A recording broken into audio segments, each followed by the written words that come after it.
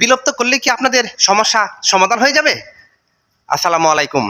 আপনারা দুদিন ধরে একটা খবর দেখতেছেন, আমাদের খুব সুনামধন্য একটি আইন শৃঙ্খলা প্রতিষ্ঠান র্যাপিড অ্যাকশন ব্যাটালিয়ন র্যাব, এটাকে বিলুপ্ত করার জন্য যারা কমিশনের দায়িত্বে ছিল তারা সরকারের কাছে রিকোয়েস্ট করেছে। এখানে আমার কিছু প্রশ্ন আছে যে আমরা দেখেছি কোনো জিনিস যখন দেশে গড়ে অনেক কষ্ট, অনেক টাকা পয়সা, আর্থিক ক্ষতি সকল কিছু করে যখন কোনো প্রতিষ্ঠান করে, সেটাকে পরবর্তী সময়ে কেউ না কেউ এসে আবার তাদের মতো করে এই ভাঙে এই ঘরে। আসলে এই ভাঙা গড়া থেকে কি কি পরিবর্তন হয়, কি পরিবর্তনটা আসে, এটা একবার চলুন চিন্তা করি। এই র্যাব যখন প্রতিষ্ঠা করেছিল বাংলাদেশে, তখন সাবেক যিনি দেশের দায়িত্বে ছিলেন খালেদা জিয়া, তিনি কিন্তু মাননীয় প্রধানমন্ত্রী, তিনি কিন্তু করেছিলেন। তার আমলে কিন্তু হয়েছিল, আমরা যখন যতটুকু আমার মনে পড়ে, যখন এই র্যাব একটা প্রতিষ্ঠান আইন শৃঙ্খলা বাহিনী প্রতিষ্ঠিত হয়, আমার যতটুকু ধ্যান ধারণা, আমি জানি না যে আপনারা আমাদের সাথে এক হবেন কিনা, সারা বাংলাদেশ একবারে ঠান্ডা হয়ে গিয়েছিল, কুল হয়ে গিয়েছিল, গ্রাম থেকে শহর পর্যন্ত নিস্তব্ধ হয়ে গিয়েছিল মানুষ শুধু নামটি শুনে।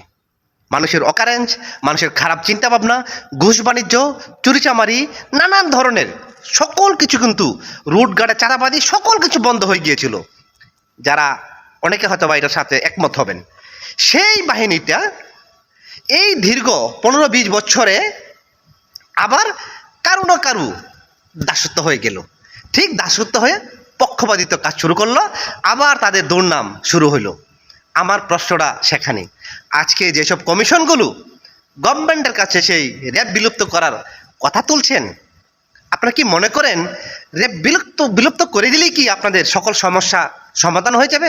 আবার নতুন কোনো একটা নাম দিয়ে প্রতিষ্ঠান আপনি আইন শৃঙ্খলা বাহিনী চালু করবেন, তারাই দিয়ে আপনাদের আবার দাসত্ব করবে না?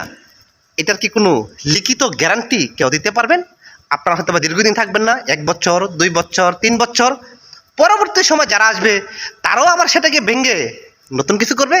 এই ভাঙা গড়ার চাল কত দিন চলবে? আমরা এইসব দেশে, উন্নত দেশে আজকে থেকে বুঝতে পারি যে আপনি আপনার জায়গা করে গেছেন, দেশের জন্য করে গেছেন, দেশের ভালোর জন্য করেছেন, সেটাকে সার্ভিস করেন।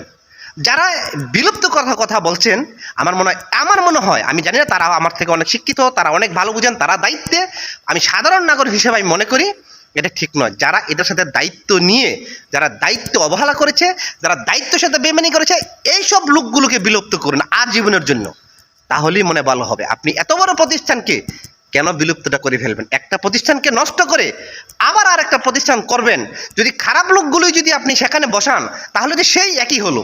তাহলে প্রতিষ্ঠানের নাম পরিবর্তন করলেই কি হয়ে যায়? প্রতিষ্ঠান বিলুপ্ত করলেই কি হয়ে যায়? আপনি যে লোকগুলো নিজের দায়িত্বে সে অবহেলা করেছে, যে লোকগুলো যারা বেইমানি করেছে, যারা দাসত্ব করেছে, সেই লোকগুলোকে আপনি চিহ্নিত করুন, তাদেরকে এই জায়গা থেকে আজীবনের জন্য বিলুপ্ত করুন, ভালো লোকগুলি কর্মকর্তা নিয়োগ করুন, তাহলেই দেখবেন অনেক স্বচ্ছ থাকবে। ঠিক এই র্যাপও আগের রূপে ফিরে আসবে।